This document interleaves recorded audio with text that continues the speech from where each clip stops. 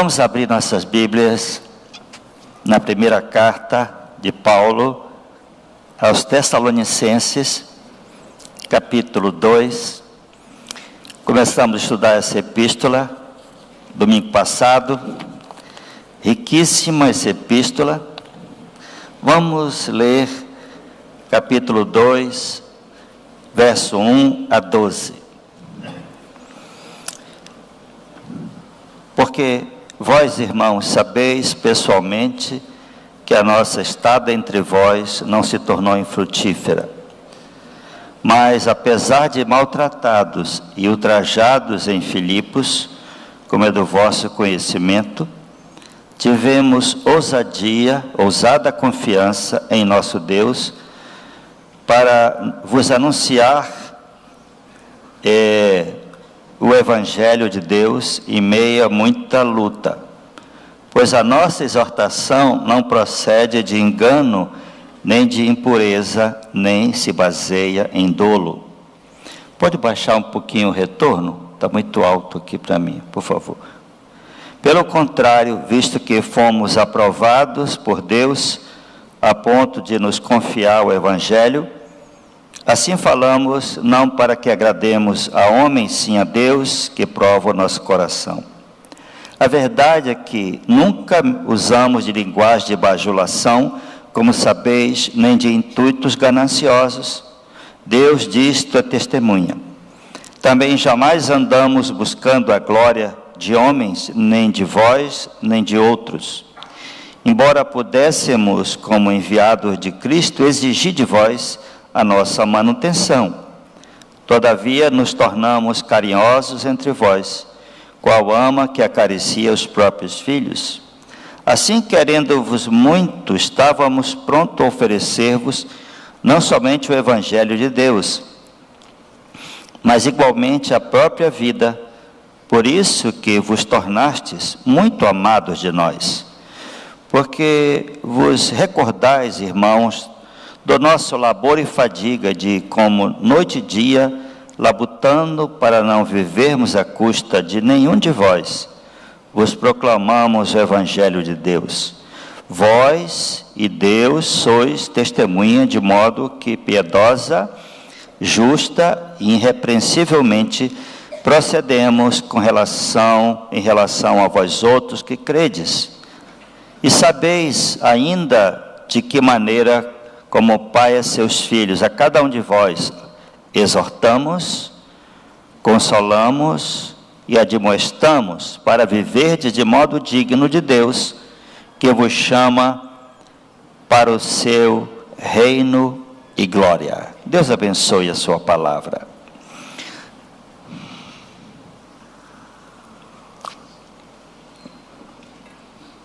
Irmãos, Tessalônica, uma cidade muito importante, era a capital da Macedônia.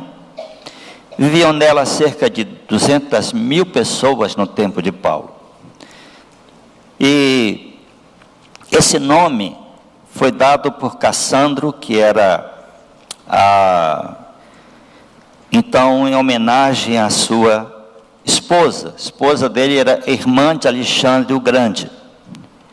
E aquela cidade era um ponto muito importante de comércio para o Império Romano, e ali, aquela estrada, a Via Ignatia, era um local de muito transporte, e Tessalônica era um porto muito importante ali da Macedônia, como até hoje é o segundo porto mais importante da Grécia, é a terceira cidade mais importante da Grécia. Ali, Paulo estava na sua segunda viagem missionária, e Paulo, Silas e Timóteo estiveram em Filipos. Em Filipos aconteceram coisas extraordinárias, você pode ler, está em Atos 16, e Atos 17, Paulo chega a Tessalônica. Só que parece um pulo, né? Mas na verdade, Tessalônica fica a 165 quilômetros de Filipos. Certamente foi a cavalo, alguns trechos a pé, passando por Apolônia e também por Anfípolis. Paulo estava muito machucado, muitas chicotadas, prisão, como ele diz aqui, vós sabeis que pessoalmente a nossa estada entre vós não se tornou infrutífera, mas apesar de maltratados e ultrajados em Filipos, como é do vosso conhecimento, tivemos ousada confiança em nosso Deus para vos anunciar o Evangelho de Deus em meio a muita luta. O que podia ser um fechamento ou uma estação de descanso para Paulo, ele resolveu continuar, porque tudo isso foi fruto da visão de Deus que mostrou a Paulo em Troade, um varão macedônio. Eu fiquei muito grato a Deus, porque 2 anos atrás nós fomos a Troade, também Filipos, e também Tessalônica e outras cidades da Grécia. Mas ali, com uma visão do varão macedônico, Paulo mudou de direção. Ele ia para um outro lugar, que era para a Ásia Menor, e o Senhor lhe indicou que fosse, então, Silas, ele estava com Timóteo, para aquela região. Muito bem, nesse mês de julho, nós estamos comemorando 27 anos de missões através dos nossos barcos. E também 25 anos de trabalho com o barco ambulatorial. Mês de julho sempre dedicamos a uma reflexão de missões. E temos mais 14 anos aí na estrada, e nesse tempo de 14 anos, muito contato com comunidades ribeirinhas, indo nesses barcos de linha, que o povo chama de recreio hoje.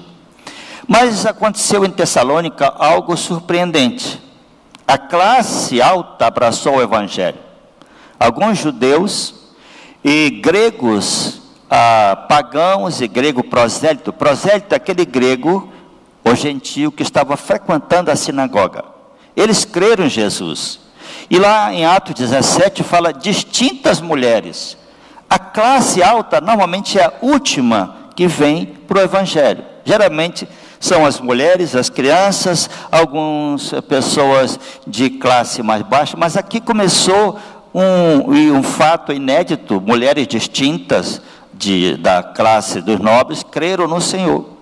E eu queria brevemente, irmãos, aqui, pensar com vocês em 4 coisas, algumas lições desse texto de 1 Tessalonicenses capítulo 2. Primeiro, tenha ousadia em Deus para anunciar o Evangelho. Anuncie o Evangelho porque ele é a verdade de Deus. Anuncie ou compartilhe no seu grupo familiar ou com seus amigos. Como Paulo disse, não me envergonho do Evangelho de Cristo. Na verdade, o que Paulo está dizendo que é um privilégio, é uma honra pregar o Evangelho de Cristo. E tenha essa confiança e ousadia em Deus para anunciar este Evangelho. Sirva a Deus em meio à tribulação e receba uma capacitação especial. Todas as vezes que você paga um preço para poder compartilhar o Evangelho, Deus vai te dar uma capacitação, como alguns chamam, uma unção especial, uma sabedoria especial e frutos abundantes. 3 semanas, diz lá em Atos 17, Paulo passou indo para a sinagoga pregar. E aí no terceiro sábado, os judeus estavam enciumados, porque muitas pessoas tinham crido, e eles criaram uma confusão, um tumulto. Eles contrataram gente da malandragem, e a cidade alvoroçou, e Paulo teve que sair da cidade. Mas Dr. Russell Shedd fala em seu comentário na Vida Nova, que possivelmente, por causa do versículo 9, que diz assim: porque vos recordais, irmãos, do nosso labor e fadiga, de como noite e dia, labutando para não vivermos à custa de nenhum de vós, vos proclamamos o Evangelho de Deus. Possivelmente Paulo pode ter ficado alguns meses em Tessalônica, porque como ele falaria isso, de labor e fadiga, se fosse só 3 sábados? E nas duas cartas, Paulo fala sobre a volta de Cristo e diz: vós sabeis. Ele sabia a doutrina das últimas coisas, que chamamos hoje de escatologia.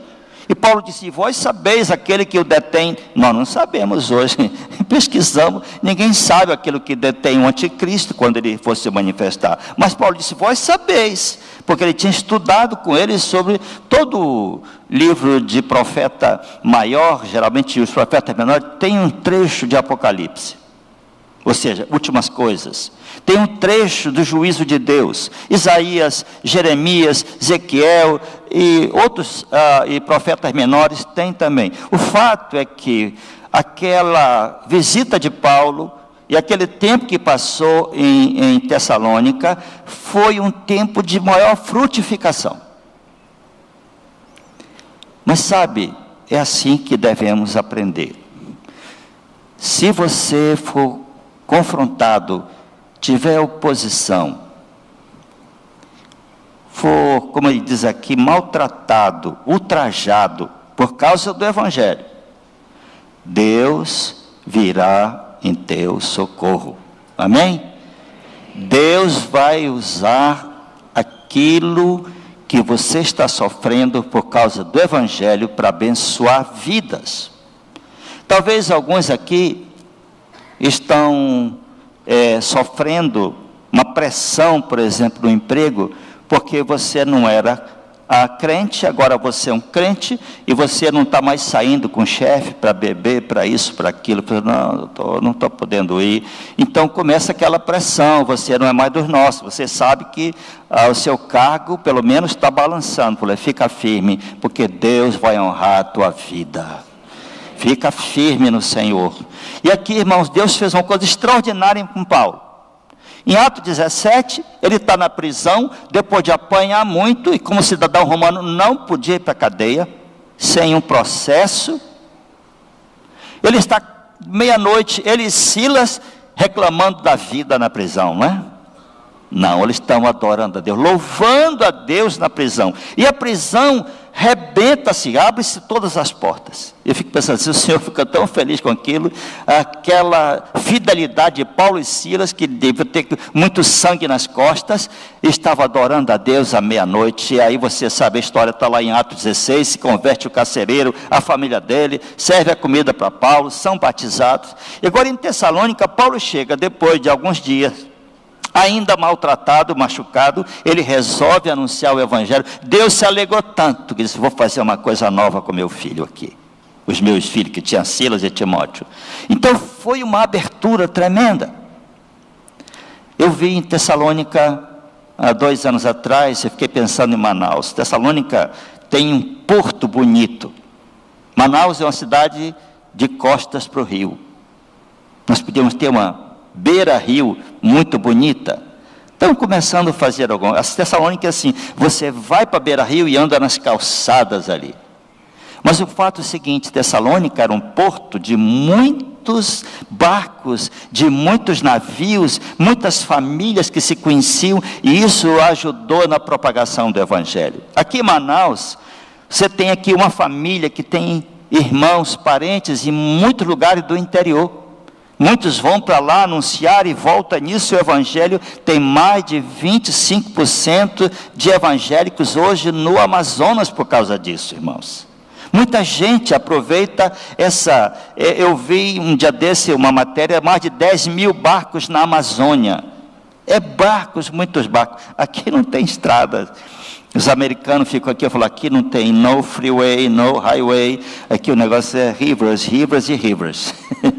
No freeway, não tem, porque aqui a gente nem sabe o que é isso, porque não tem, só São Paulo por aí, aquelas estradas, você ir a 100 por hora, 120, sem problema. E aqui, irmãos, fique firme no meio das lutas. Nossa perseverança em meio às lutas agrada a Deus e inspira os outros. Paulo disse: sede meus imitadores. Imite aquilo que é bom, não imite o que é mal. Até o autor de Hebreus diz: lembrai-vos dos vossos guias, que vos pregaram a palavra, imitai a fé, a vida que tiveram.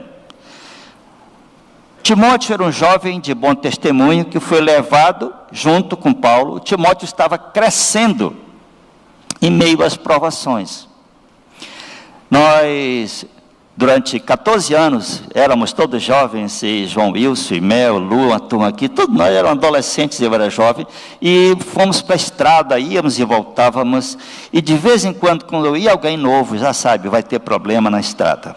Furava pneu, o pneu outro estava seco, ficava à noite na estrada. Toda vez que alguém vai ter problema, não sabia o que é, era logo você quer ir mesmo. Alguns desistiu logo da primeira viagem, e alguns permaneceram. Do trabalhozinho numa congregação rural, saíram 5 pastores e 3 evangelistas, missionários de tempo integral. Mas sempre foi difícil, fomos provados em muitas áreas, e aqui Pedro disse que a provação é como fogo que prova a sua fé. Sabe, o fogo no ouro, quanto mais fogo, mais puro fica o ouro. Quando fala ouro de 18 quilates, 21 quilates, 24 quilates, tem ouro que não late nada, é só a aparência.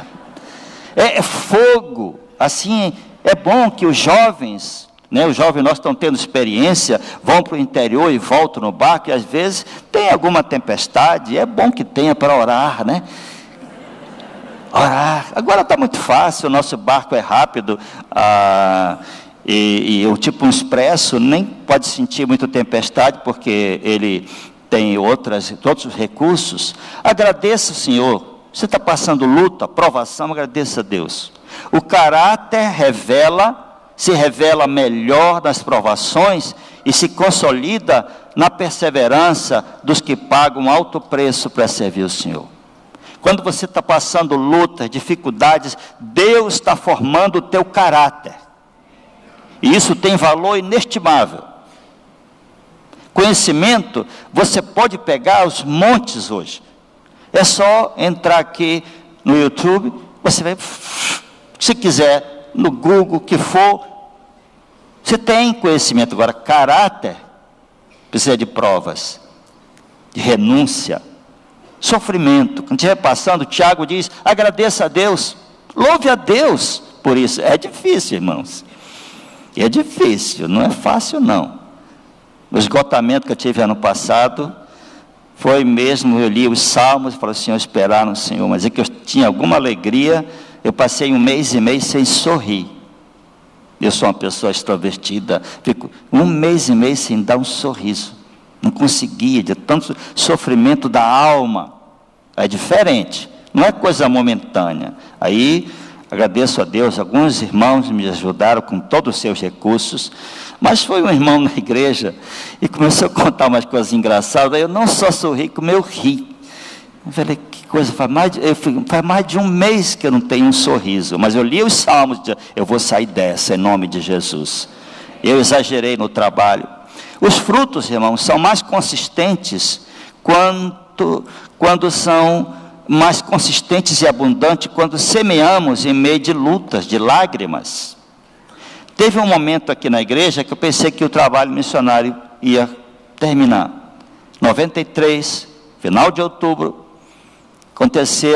foi um fim de semana de Jó. Minha esposa, nós tínhamos 2 barcos saíram. Foi a primeira viagem do Zane Silva, barco de madeira, cedido, ofertado, o valor principal por o industrial de Uberlândia.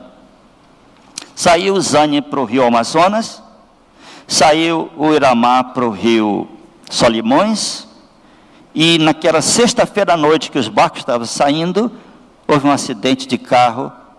Minha esposa, uma criança correu, a criança bateu no carro, aquelas coisas, festas de fim de ano, bateu, e a criança no pronto-socorro, os barcos saindo, no outro dia tentando conseguir médico que fosse ver a criança, porque o hospital 28 de agosto, ninguém tinha tocado na criança até de manhã do outro dia, porque não tinha luvas, uma coisa absurda. Mas aí eu procurando falar com alguns amigos que são médicos, sabendo, aí chega uma notícia que o nosso barco, o Zane, que saiu para o Rio Amazonas, tinha quebrado a máquina, que é o reversor, estava lá e vieram buscar um outro reversor. Daqui a pouco um telefonema que outro barco que foi para o Rio Amazonas, Rio Solimões, naufragou. Eu falei, Senhor amado, 3 coisas rapidamente, de sexta-noite para sábado de manhã. Aí, procurando um outro reversor para ajudar o Everaldo, veio buscar, que era outro Everaldo, era o pastor que está nos Estados Unidos. Enquanto nós estamos resolvendo isso, e passamos o dia atrás de peça, motores, e preparar um outro barco para buscar o nosso pessoal, que graças a Deus ninguém se acidentou. Eu não quero falar muitas coisas, e quer dizer que a equipe do Mackenzie não se preocupe. Era barco de madeira, e eu falei, Senhor, me dá barco de ferro, não aguento mais. Era barco de madeira, e hoje nossos barcos grandes, todos são ferro ou alumínio. O fato é que eu chego em casa, 10 horas da noite, depois de tudo tentando resolver isso, chego em casa, a Lucília disse, amor, você chamou a polícia? Eu falei, não.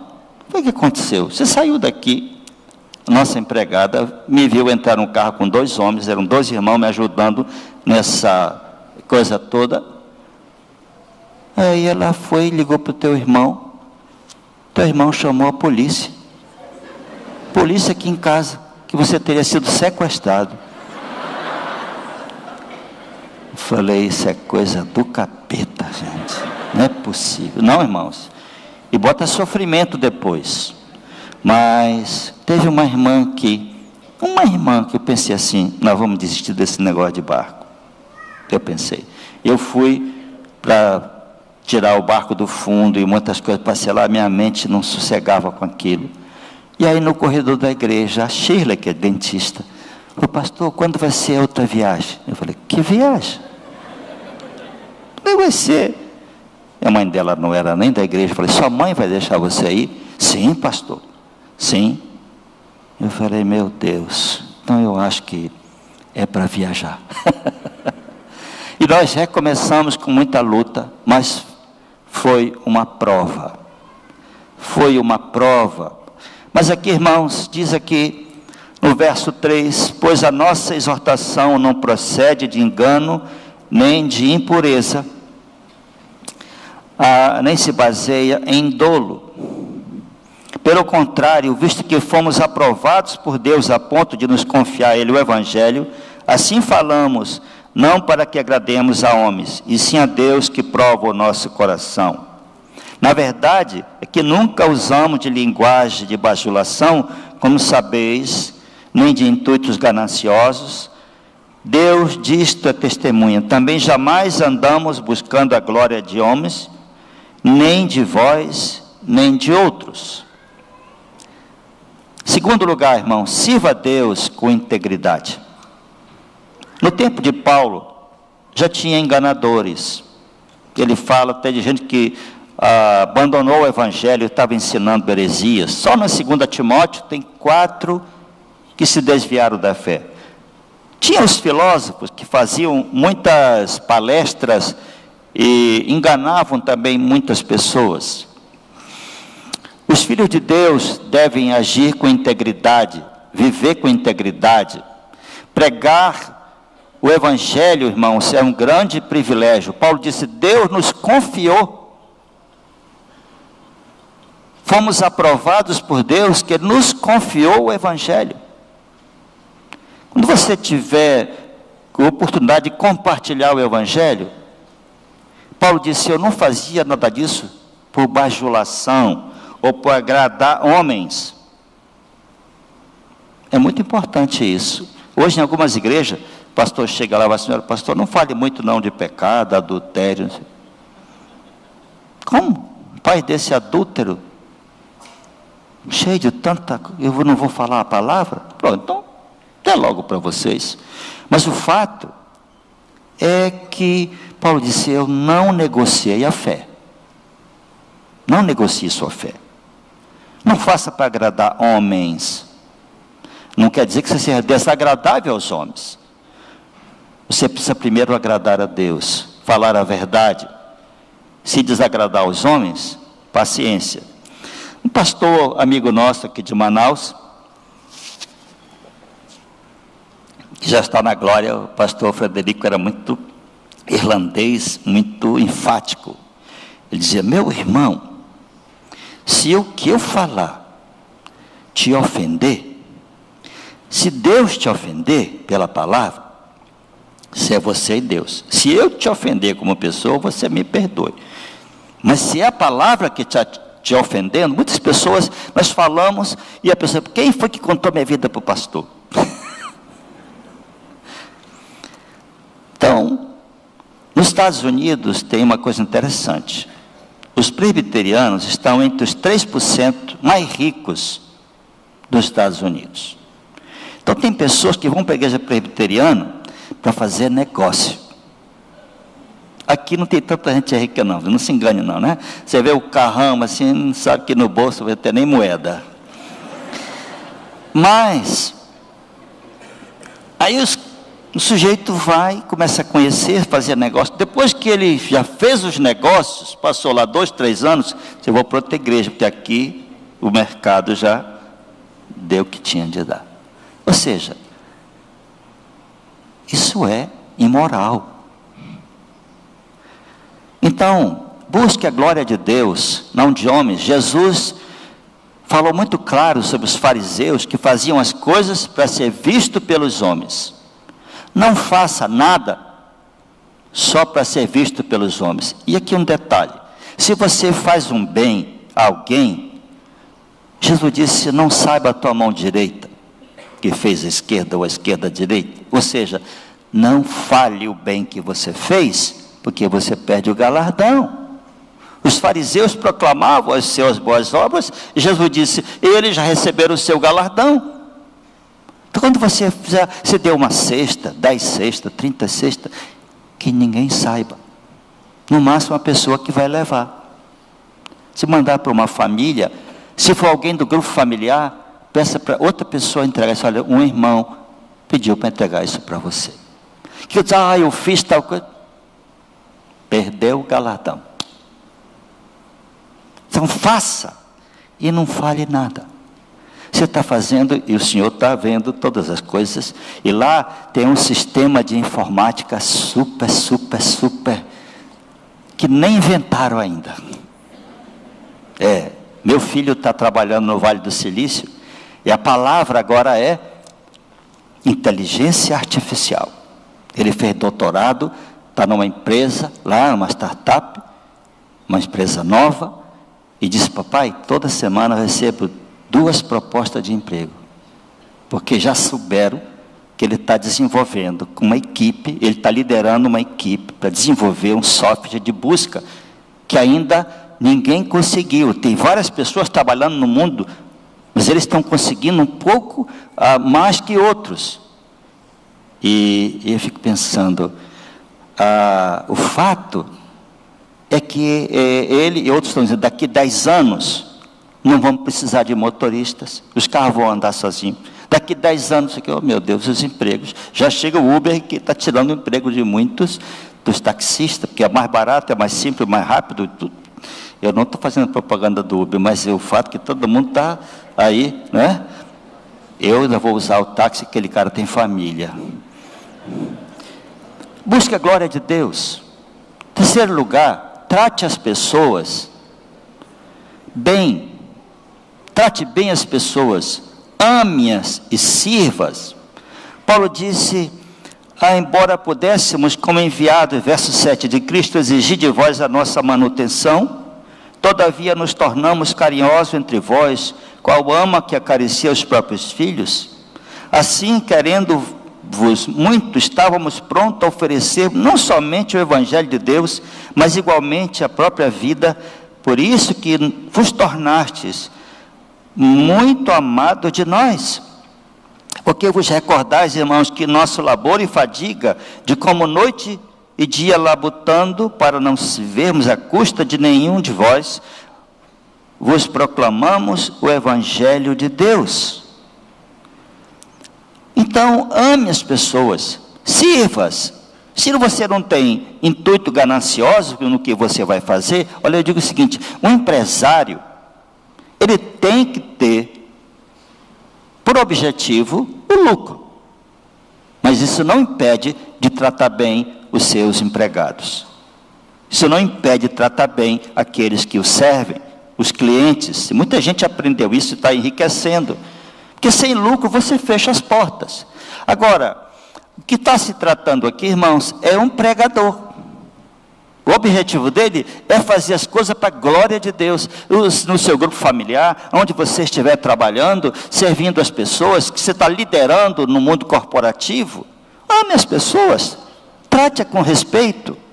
Um líder foi perguntado, um bom líder, trabalhava liderando uma boa equipe numa empresa, qual era o segredo dele, de tão boa liderança dele. Ele disse, é simples. Quando eu chego no trabalho, eu vejo uma outra pessoa que está com o rosto triste. Mulher que sempre vê isso, né? Nós homens, para ver o rosto triste, a gente não percebe. Então a mulher olha, o que tu tens? Nada, não como nada essa tua cara aí. Não é verdade? E aí eles veem a pessoa que está com o rosto triste, diz, olha, vai na minha sala, quero conversar contigo.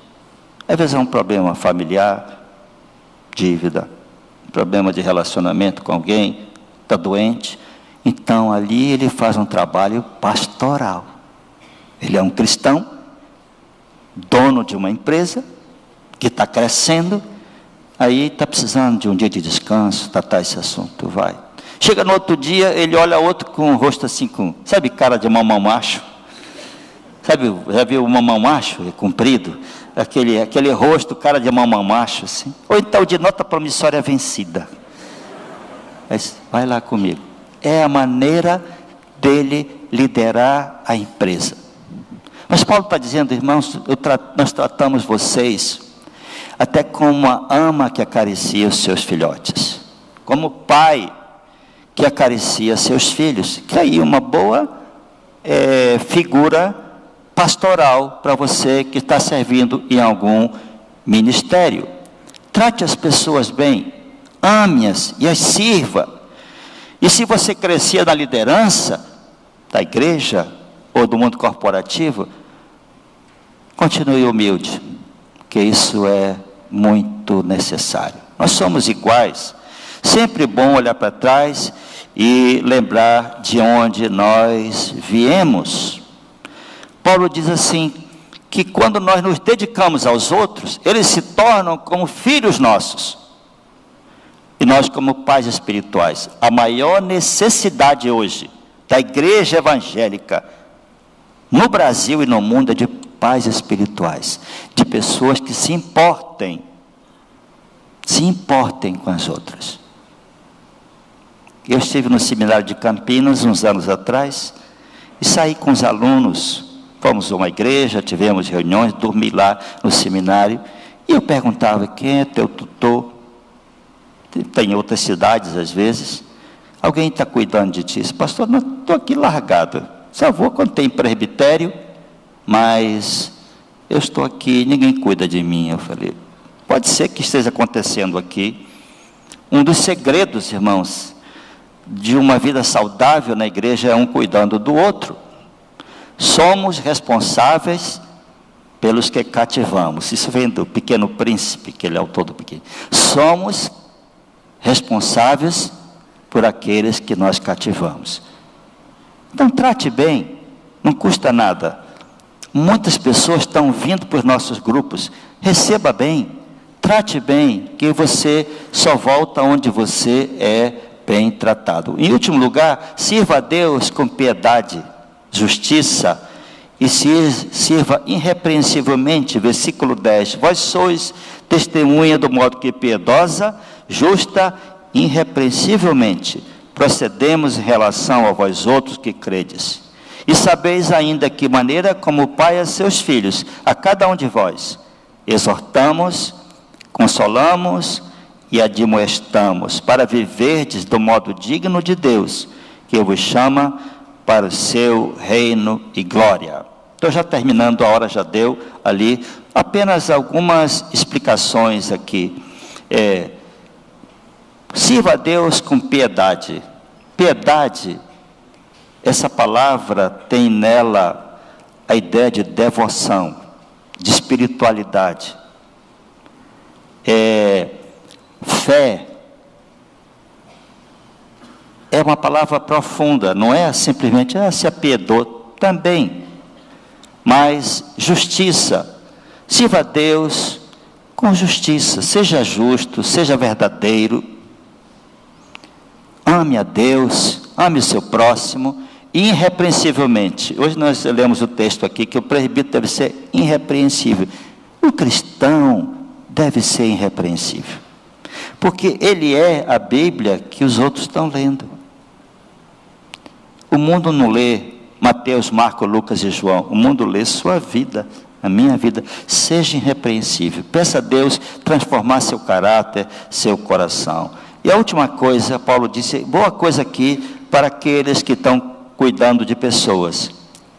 Verso 12, exortamos, consolamos e admoestamos, para viverdes do modo digno de Deus, que vos chama para seu reino e glória. Exortar, o verbo paracaléu, é a ideia de encorajar.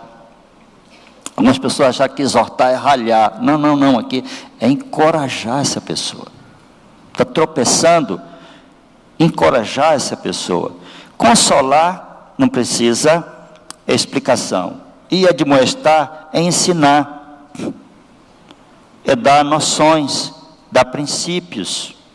Na verdade, faça todo esforço. Paulo estava aqui dizendo que ele até podia exigir que desse a ele a manutenção, mas ele trabalhava com tendas, ele não queria ser pesado aos irmãos. Seja ousado, servir ao Senhor, sirva a Deus com integridade, sirva as pessoas, ame-as como pais amam seus filhos, e que Deus te abençoe. Vamos ficar em pé, queridos, vamos orar pela viagem. O barco vai sair hoje à noite. Sábado chegou um barco, quarta-feira chegou outro, e uma coisa só final: tenha 10% de inspiração. Nós estamos fazendo aqui a inspiração, nós estamos recebendo palavras, estamos adorando, e 90% de transpiração. Muitos cristãos têm 90% de inspiração, leitura, estudo, oração, apenas 10% de transpiração. Tenha 10% de inspiração. Coloca em prática isso amanhã no teu trabalho, na tua família. Vamos orar, queridos. Senhor Deus, muito obrigado por esta noite, por tudo que já aconteceu aqui, pela Escola Bíblica, Geração Futuro. Obrigado, Senhor, porque tivemos tantas coisas nesta noite, mas especialmente a palavra de Deus. Abençoa os corações, abençoa, Senhor, meus irmãos, abençoa esta viagem, Senhor. Em nome de Jesus, abençoa que este grupo seja muito abençoado por Ti esta semana no Rio Negro. Ó Deus, abençoa essa cantina que gere recursos para a viagem para o sertão da Paraíba. E, Senhor, ajuda-nos a sermos cristãos assim, ousados, humildes, cristãos, Senhor, que trate bem as pessoas, que vivam com integridade e que a vida seja inspiração para outros. E a graça do Senhor Jesus, o amor de Deus, o nosso Pai, e as consolações e as virtudes do Espírito Santo estejam sobre vós, irmãos, e a igreja do Senhor que está espalhada em toda a face da terra, agora e para sempre.